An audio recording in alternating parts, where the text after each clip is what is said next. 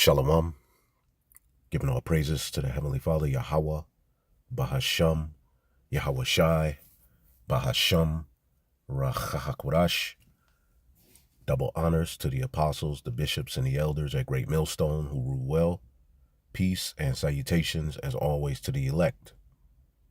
And I wanted to tap into this article that was read, by the IUIC in one of their recent classes where they were going into the mark of the beast, using the example of Nero, Caesar, which we, our apostles, elders, different brothers, bishops have done videos on it. But I wanted to, kind of summarize the video that I did yesterday, as I know it could be a lot of information, when we go into these particular prophetic breakdowns. There are particular points that have to be flushed out in order for you to fully understand what's being said. And, schools like the IUIC are banking on their members not looking into these things, as they haven't, and basically taking what they say for face value. You see, but this is where we come in, and this is why you have these individuals doing these lessons, every other month, every other week, going into the MOTB, because they're being questioned as their members are watching our videos, and they're looking out into the world, and some of these people can be of the elect, the hopeful elect. So there's a spirit in them, that's seeing through a lot of the madness, and they may be sending emails, asking questions in class. So the leadership then has to go back, and kind of go over it again, but there's a reprobate spirit on them, not even considering that just a month ago or a year ago or, 2 years ago, they were breaking it down completely different, but we point these things out so that no one can be of an excuse. Now, this is the article that they were using, as I went into it yesterday. A lot of, brothers, of course, the apostles, bishops, elders went into it. This is the article, as you can see, Rival Nations, the Mark of the Beast Revealed. And when you read this article, they're going completely off on the breakdown of Revelation, the 13th chapter, and what it's talking about. But as we always tell you, these Christians, though they are completely clueless when it comes to breakdown, when it comes to particular historical points, they can be reliable in that sense, and sometimes we use the information, but they completely don't understand the breakdown. They completely don't understand who the beast is, what the image is. They're going completely off. The five that have fallen, or Julius Caesar, Augustus, no. They don't even understand that the leopard is the Greeks. But as you read in this particular chapter, they go into a breakdown of Nero, Caesar, being associated with the 666, as his name somehow matches up with Chi-Psi stigma. I remember seeing it years ago, but at the end of the day, we know, as we showed you yesterday in the lesson, the book of Revelation, in particular, Revelation, the 13th chapter, from 11 on down, are specifically rooted in end-time prophecy, Now, when you deal with the argument that they're now making, as we're going to go to this point here, they're now using the example of Nero, and as the bishop said himself, what happened, as you can read here, it says needed to buy and sell, it says, while the word mark clearly has a symbolic meaning, what if it has also a literal meaning? Well, it's not a symbolic meaning. Ultimately, it speaks. When you deal with the MOTB, it's very simple. As we talk about the simplicity in Yahweh Shai, it's nothing that needs to be, it's not super deep. It's not, hundreds of precepts on it. It's specific. The only precepts you'll get on the mark of the beast are really in Revelation, the 14th chapter, Revelation, the 16th chapter, Revelation, the 20th chapter, and a few other chapters. But it is what it is. All right. It's not some, deep, understanding that's needed. All right. It's just the Holy Spirit has to be dealing with you. Even people who don't, all right, subscribe to the truth can clearly see that the mark of the beast, all right, is being prepared in the times that we're in, as, we have the brain chip technology. We have the RFID technology that will go in your hand to where you can,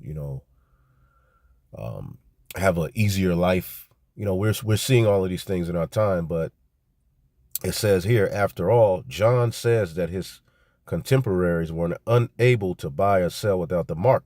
Now, this is where these individuals got it wrong, all right, because a contemporary is someone who's with you or around you at the time that you're alive. See, what John the Revelator saw in Revelation, the 13th chapter, all right, was conducive, all right, or it was rooted in end time prophecy. Okay, this wasn't something that John the Revelator was seeing happen in his day. All right, as Nero Caesar reigned, approximately 30 years before John the Baptist wrote, all right, the book of Revelation. Right, and again, Nero passed away in about 68 AD. They say John the Revelator received a vision around 96 CE. All right, so that's pretty much a span of 28 to 30 years, right? So what are they talking about? All right, now when you get the book of Revelation, all right, it says what? Revelation chapter 1 and 1, the revelation of Yahushua HaMashiach, which God gave unto him to show unto his servants things which must shortly come to pass. All right, so the things that are written in the book of Revelation from chapter 1 to chapter 22 are things that will come to pass from the time he received the vision, okay, until the end. Now, within it, did he get visions of particular kingdoms that ruled before then? Absolutely. But when you deal with the dealing, especially with the mark of the beast, it's tied to the revival of Rome, which is tied to the final kingdom that will rule before the Lord will send his only begotten son. Okay? Let's read it in the NLT. This is a revelation from Yahushua, the Messiah, which God gave him to show his servants the events that must soon take place. All right, he sent an angel to present this revelation to his servant John, who was on the Isle of Patmos. All right, I believe it was Domitian Caesar who banished him to that island, where he pretty much served, all right, a sentence, and that's where he passed away. Okay. And it was told to him in Revelation, the 10th chapter, real quick. Revelation 10 and 11, I read it in the NLT. It says, then I was told, you must prophesy about many peoples. Well, let's read it in the King James. He said unto me, thou must prophesy again before many people, all right, nations and tongues and kings. Okay, so John the Revelator was prophesied, all right. We know he died on the Isle of Patmos. There's no record of him, escaping and going and prophesying again. So what is that talking about? All right. Now, going to Revelation the 13th chapter real quick. As a matter of fact, let's tap into this article, and then we'll go back to that. Because as you can see, it says, after all, John says that his contemporaries were unable to buy or sell without this mark. All right. Well, ultimately, he was seeing a future prophecy. It wasn't something that was happening to people at that time. However, as we're going to show you here through this article, at the time of Nero, okay, there was registries required. There were things required. Now, the thing is, the Bishop Nate said that what we're getting ready to read is going to happen again. So that would pose the question, how is that going to play out? All right. In this time as that which is then is now. And they now have the technology to go even further. Okay. It says the word for mark in the Greek is charagma or charagma, which means engraved, etched, or imprinted. Okay. Now, another meaning for it, as we go to it, another meaning for the word, all right, charagma, it says a stamp, an imprinted mark, a mark stamped upon the forehead or the right hand as a badge of the followers of the anti-Messiah, which in times past, all right, you would get a tattoo or a brand, all right, to ultimately show your allegiance to a particular God or to show that you're registered in a particular system, right? It says a mark branded upon horses. Now, why do they brand horses? Okay, why are horses branded? Okay, horses are branded primarily as a method of permanent identification, all right, allowing owners to easily distinguish their animals within a herd, deter theft, and track their lineage, especially in situations where horses might stray or be sold, with the brand acting as a visible marker of ownership and origin. Okay, a marker of ownership. Okay, so going back here, okay, it also can be a mark branded on horses, a thing carved, a sculpture, graven work, or an idolatrous image, which the charagma, the chip, is an image. It's an idol. And what did John tell us? To stay away from idols. Now, these particular camps, in this particular camp, IUIC, has for years said that this particular mark that John talked about has nothing to do with anything physical. It's spiritual, it's a philosophy, it's a religion, it's an embargo, it's this, it's that, only to get to 2024. And now they want to bring out this information on Nero, right? So let's read it. It says the word for mark in the Greek is charagma, which means engraved, etched, or imprinted. Around the time that Revelation was written, the Roman currencies began being used, had engravings of Caesar on them. Okay, physical engravings on physical coins, right? So really, them bringing this out really made them look even worse, as they're trying to tie this to something that's getting ready to happen again. Very, very soon, you're going to hear them say that they've always taught that the chip could have been the mark of the beast, or the chip has always, watch. Apostle Ramlab said it. Because years ago, Bishop Nate threw it out there, all right, that they might throw a microchip in there, but still it has nothing to do with the MOTB. You just wait until these things start to really come to pass and how these charlatans switch their stance. So he said the word for mark is charagma, which means engraved, etched, or imprinted. Around the time that Revelation was written, the Roman currencies being used, the denarian, had engravings of Caesar on them. All right, Mark 12 and 16. All right, because this was the currency that, all right, we had to use back then. Let's get the book of Mark 12 and 16, just to see what precept they put up.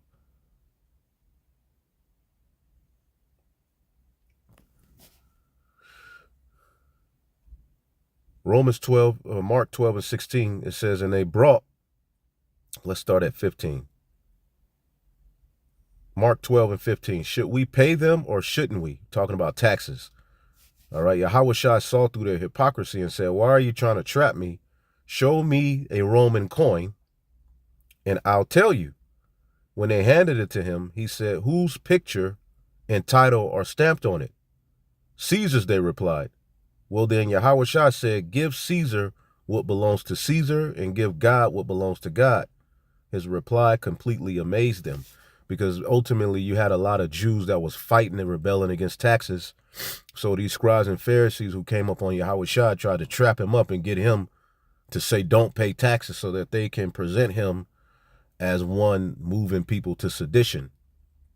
You see, but he was like, look, pay your taxes, showing you that this was the currency that was being used even by, all right, the Israelites.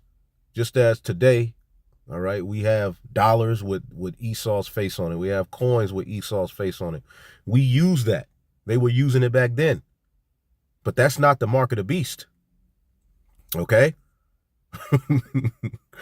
Well, let's go back here.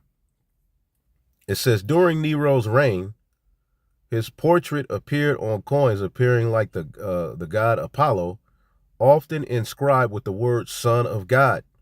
And the Roman emperors, all right, were looked at as gods. And you had to bow to them as gods in particular instances, man. Okay? To John, as a former Jew, he wasn't a former Jew, but ultimately he was a Jew who ultimately became a follower of Yahushua. Okay, he was of the circumcision, meaning he was raised within his culture. He was circumcised the 8th day, most likely. He was of the original batch, the natural branches, which are the Jews who were raised up in their customs.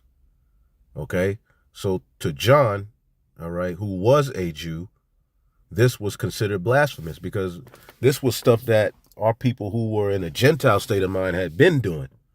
Bound to idols, calling, Caesar their god. Okay, it was only until they woke up that they stopped doing those things. And this is why the Church of Yahushua became dangerous to the Roman Empire, because people were leaving off from their idols. Even in the book of Acts, okay, Paul and the men of the Lord were blamed for doing what? For leading people, their people, away from those idols, which ultimately the craftsman who made those idols was losing money. This is what repentance does to the enemy. So to John, who was a Jew, not a former Jew, okay, this was considered blasphemous. Okay? It said this was considered blasphemous. Then it gives the law in Exodus 20:4. Oh. Then it gives Exodus 20:4, which ultimately the law is that you put no gods before the Most High God, Yahweh. All right. It says everyone, rich and poor, slave and free, had to use this Roman currency marked with the image of Nero. How ironic that when they brought this out, the IUIC, they didn't say rich nation, poor nation. Now all of a sudden is every rich person poor, free, all right? You see the hypocrisy with these guys, but that's the spirit. And I know this is annoying to you all, but hey, the spirit of the Lord is on us to do this. This is all led by the spirit. If you think that this is a carnal, fleshly back and forth, and we just nitpicking and jealous, because that's the common, saying is, y'all just jealous because y'all broke down, y'all garments are wrinkled. Well, no, we worried about the gospel, the doctrine, all of that outward appearance and matching. If that's, if that's what you want, okay. Well, let's talk about the doctrine and what these men have been saying. Okay? Because out of the mouth proceeded blasphemies and evil sayings. So we're listening to what these men are saying, how they look, all of that. We ain't even worry about that, all of that. Okay? But everyone, rich and poor, slave and free, men, women, and children had to use this Roman currency, mainly men and women because they're adults, right? Marked with the image of Nero. Rome openly proclaimed that its rulers, the Caesars, were divine gods.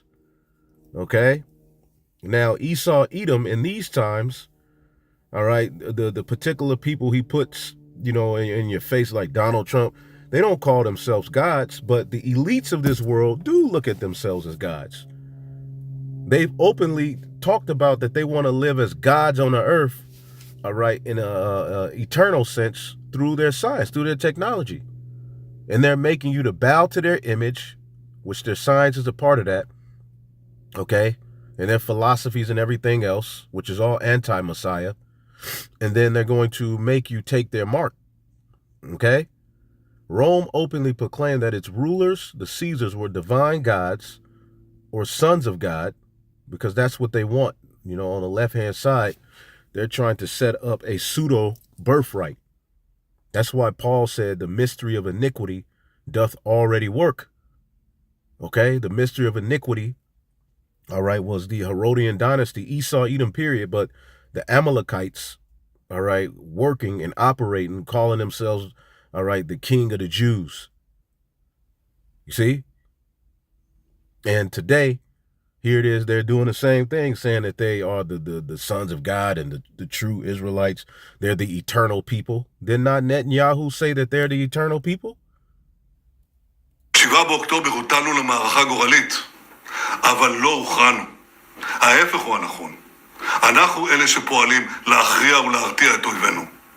וכפי שקרה לא פעם בתולדות ישראל, דווקא ברגעי הקושי פורצים מתוכנו כוחות פנימיים כבירים. התייצבנו יחד להגנת ארצנו, להגנת מולדתנו. גייסנו תעצומות רוח אדירות. הגדרנו את מטרות המלחמה ואנו מממשים אותן. מיטוט שלטון החמאס, החזרת כל חטופינו הביתה, החיים והחללים כאחד. זו משימה קדושה שלא נרפה ממנה עד שנשיגה. סיכול של כל איום עתידי מעזה על ישראל, והשבת תושבי הדרום והצפון בבטחה לבתיהם. כל זאת אנחנו עושים מתוך ערבות הדדית שאין דומה לה בקרב העמים. בשעת מבחן עליונה הוכחנו שוב. אנחנו עם הנצח. We are the eternal people. Okay? Now in the scriptures, those who are granted eternal life, all right, are the elect of the nation of Israel. Okay? Starting with them. Israelites. Okay? The true sons of God. But as you can see here, all right, they're justifying war because they are the eternal people and that land belongs to them, which we'll get into that in another, in another time. But he said that they are the eternal people, right?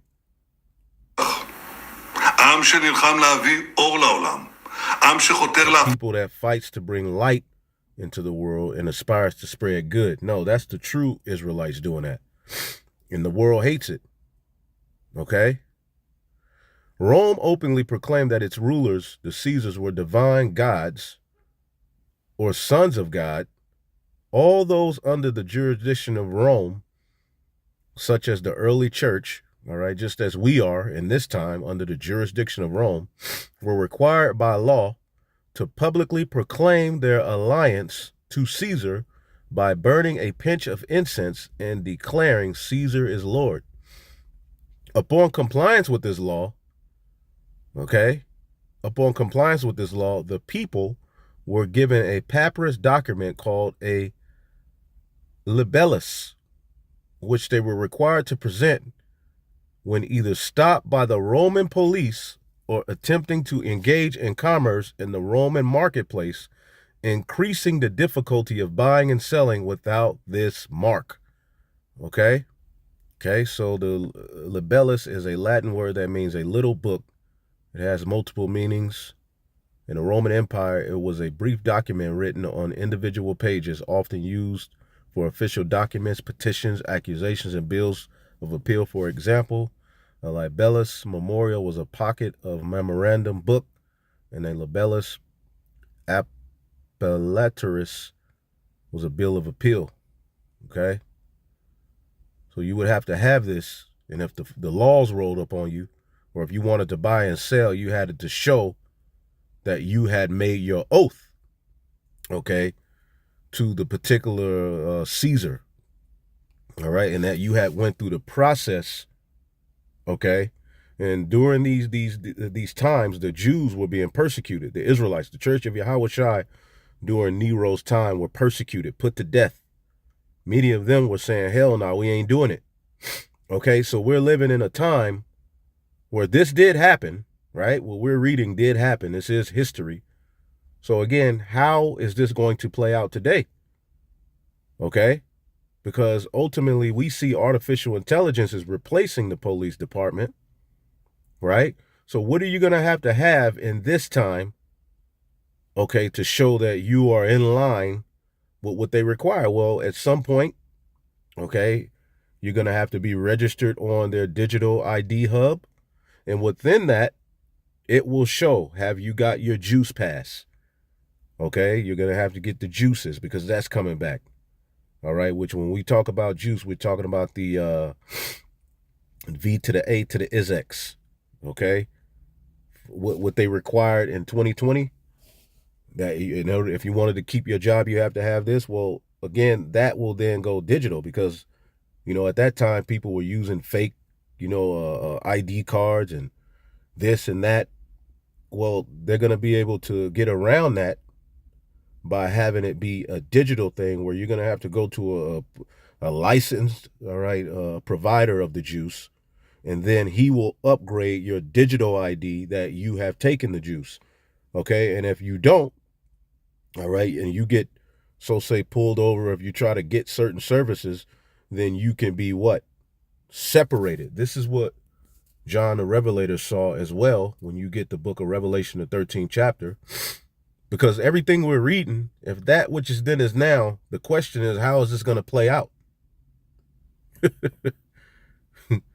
And a coin is a physical thing. The coin with Nero's imprint was a physical coin. It wasn't a philosophy. It was a physical coin. Okay? But it was tied, all right, to you bowing to him and acknowledging that he is your God. So how is that going to play out in these times? All right? This is the book of Revelation 13 and 15. And he, all right, Esau, Edom, the beast man, all right, in the form of America, in this beast system that we're witnessing in power today, right? This is not something, because again, John the Revelator wrote this after Nero had already did his dirty work. Okay? John the Revelator wrote this, all right, after Nero, close to 30 years after Nero's death. Okay, so he's getting this vision of a future time where all of this would happen. Revelation 13 and 15, he had power to give life to the image of the beast, that the image of the beast should both speak and cause that as many as would not worship the image that of the beast, that it should be killed. Now, we have various videos on the image of the beast. If you're behind on that and you need the understanding on that, you can just go, just type in GMS image of the beast. You can go to my page. Personally, I've done various videos on it. And when you go to the search, you type in image of the beast. Okay, or you can just ask and I'll lead you to the video. Because I'm not fit to go too deep into it. But it says, and he had power to give life to the image of the beast. The beast is ancient Rome, the Western Roman Empire, and their image is their gods, their philosophies, their policies, their way of ruling, their senate, okay, their Colosseum. This is why today's world, all right, is rooted in Roman, all right, culture. That's why they say Rome never died. Even Elon Musk recently said that America is the new Rome. Okay, he said it on America is the new Rome. America was founded to be the true successor of ancient Rome. Most don't know how deep the parallels run, all right, from its grid plans to its constitution, okay? And there's more, but again, this is Rome all over again. So he having power to give life to the image of the beast is bringing back all of those ancient Roman ways, including the Senate, all right? And there's also a lot of Greek ways too, okay? Because the Greeks were the very beginning of the very beast system we live in. So it says that the image of the beast should both speak, okay, speaking through what we see happening in the world, okay? The Bill of Rights was based in Roman rhetoric, okay? Everything we see goes back to Rome. So that's how it's speaking, not through a picture of Caesar Borgia just sitting there. That ain't speaking, okay? Well, you could say, well, it's speaking through Christianity. Well, they're done with Christianity.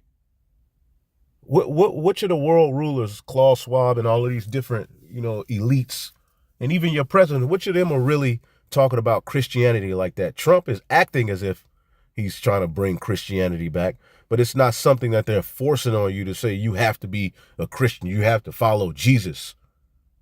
Okay, they did that with the sword, all right, at the time of Columbus and them. Christianity, that we know today, was rooted and established by the sword. Okay, but this right here is talking about something different. All right. It says that the image of the beast should both speak and cause as many as would not worship the image, most sexuality, all of these various different weird doctrines. If you speak against them, all right, you will be killed. Now, this word killed, okay, it can mean literally killed. Okay, but it could also mean separation, of local separation, departing, fleeing, separation, any kind of separation from one thing and of another by the union of fellowship, which the union of fellowship of the two is destroyed. See? So you won't be able to have fellowship, just as we saw in 2020 with the beast system, if you don't comply to particular things to show that you have pledged your allegiance. And the jab was a pledge of allegiance. The charagma is going to go even deeper into pledging your allegiance. Okay, so you can be literally killed, or in a sense of separated, killed. All right, because your fellowship with this particular system will be killed if you do not, all right, bow to their image, which a part of bowing to their image is taking those different juices. Okay, those jizzabs. That's a part of it. Okay, if you worship the image, all right, you're gonna totally be in line with his MED field, right? So, going back here, right, get a little bit more and we'll close it out. It says, upon compliance with this law, the people were given a papyrus document called a libellus, which they were required to present when either stopped by Roman police or attempting to engage in commerce at the Roman marketplace. And see, they want to do away with the police because AI is going to do this job. And if you're surveilled, all right, under your skin, that'll make it very, very easier for them, all right, to rule, to be God over you. Now, for the first time in history, it is becoming feasible to monitor everybody all the time, and not just what we do, but even what we feel. You know, we have been hearing for many years about the rise of this surveillance, but most people still focus on what you can call over-the-skin surveillance. What you do, not what happens inside your body. Like, we already know that corporations and governments can know that you are now watching this show. And they can, if you watch BBC How Talk, they can deduce from that all kinds of things about your political views, about your artistic tastes, even about your personality. But this is still limited. They don't know yet what you're actually feeling as you're watching us. Do you think that I'm talking nonsense? Do you think that I'm correct and you're becoming very afraid? Are you bored and you're looking for the remote control to switch to another channel? They don't know that. But once you have under-the-skin surveillance, you can know that. Because emotions and feelings are biological phenomena, just like fever. The same technology, if you wear a biometric bracelet that constantly monitors your body temperature, your heart rate, your blood pressure, and other biometric data, it can know if you have fever, but it can also know if you're angry, or if you're joyful, or if you're bored. It's all biological phenomena. Yes, and because this technology makes no real differentiation between the different aspects of what it can read about you, surely if we give up our right to privacy when it comes to our health, we are going to, in the end, give up our privacy when it comes to our thoughts and feelings as well, because they're on the same sort of physiological spectrum to a certain extent. Not necessarily. I don't believe in technological determinism. I think it's very dangerous to believe that technology is deterministic. Once you can do something, it will be done. It doesn't work like this. In the 20th century, people used the same technology to build communist dictatorships and fascist regimes and liberal democracies. And this is exactly what they're going to do. So back then, when you were stopped by a Roman police or you wanted to buy, you would have to present this papyrus, which you couldn't get the papyrus or the libellus unless you acknowledged Caesar as your god and went through the ritual. Okay? All of this has now been upgraded. Okay? It says, what's more, worshiping or not worshiping the empire and its Caesar was quickly becoming the dividing line between people who were considered acceptable in the community and people who weren't. Many local officials introduced a daily formal requirement that unless you offered the proper tribute to Rome, you weren't even allowed through the market gates, man. And this is why, all right, many of the followers of Yahushua, many of the Israelites were persecuted back then. Okay? And there was propaganda surrounding it as well. Okay? It says, this would be equivalent to having to pledge your allegiance to the American flag before going into the grocery store. Okay? Well, now they're locking up particular items at grocery stores. Okay? And what are you going to have to unlock it? Right now, it could be something digital. Right now, the clerk can, do it, but eventually it's going to be that charagma. Okay? You're not even going to be able to get into the store if you don't meet, all right, particular digital qualifications, right? This is the world we're coming into. So it's beautiful that IUIC brought this out. But our question to those guys is, how is this going to play out today? Through them telling you, well, is it an embargo still? Is it Christianity? Is it, how is this going to play out? After homage was paid to the empire and its king, ashes were placed at the hand or forehead of the individual, and entrance into the market was permitted. This was called taking the mark. Since Christians declare that Jesus was Lord, meaning that anyone else was not, taking the mark was a sign of betrayal against God. Followers of Jesus were faced with a difficult choice: stay true to the Lamb and risk losing your livelihood, or offer your allegiance to the beast and everything will be all right. Okay?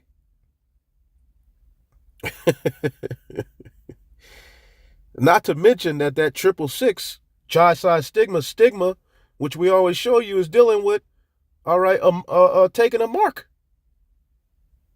in a sense of a tattoo or brand. So again, how is this going to play out today? The mark required to buy and sell has a clear meaning. The mark of the beast is the name of a man.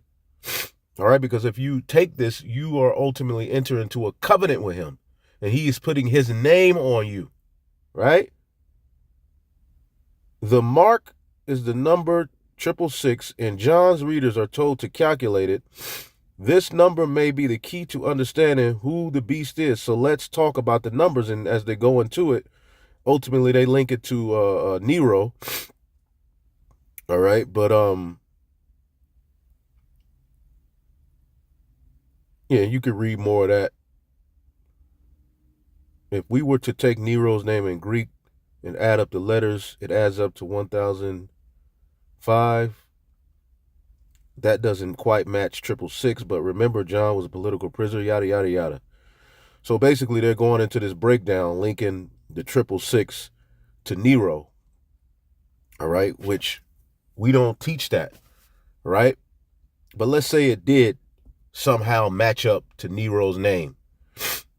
Well, that would mean Nero and the spirit of Nero is back here today, right? And that ultimately, when John wrote this, seeing this in the future time, basically he saw kind of like the same thing that was happening back then, because the scriptures say, let's get the book of Ecclesiastes 1:9. Okay, it says, the thing that has been is that which shall be, and that which is done is that which shall be done, and there is no new thing under the sun. NLT, history merely repeats itself. It has all been done before. Nothing under the sun is truly new. So what exactly are you going to have in these times as a mark? All right, so that you can be identified, tracked, all right, and that you can ultimately pledge your oath and allegiance, all right, to this beast system and make Esau your God. How is that going to happen in these times? Again, when we deal with the 666, and we'll close it out after this. Chi Psi stigma. Okay. I mean, we go into it all the time, but we know Chi is the first three letters in Christ or anointed, and that's X. All right. We always go into this particular character here, Xi. All right. Which is the 14th letter in the Greek alphabet. But as you see those three lines, which for some reason that's everywhere in Esau's system these days, especially dealing with like stuff like artificial intelligence. Look at Tesla, the Tesla logo. Okay.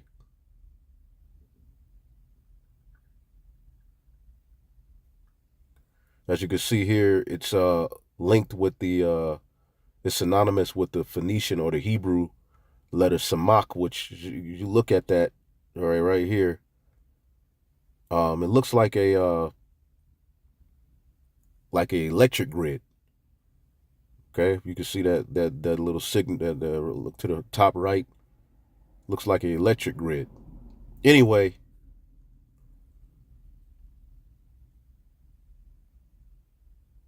the uppercase Xi is used as a symbol in various contexts: mathematics, physics. And you could, do more research. I remember we were going deep into it, but so that's Chi Psi, and then you have stigma. Okay, so stigma is a mark pricked or branded upon the body. To ancient Oriental use, slaves or soldiers bore the name or stamp of their master commander, branded or pricked, cut into their bodies to indicate what master or general they belonged to. And there were even some devotees who stamped themselves in this way with the token of their gods. And this is not medical information, man. We're just going into the history. We're going into, all right, what's happening in the world today. Okay?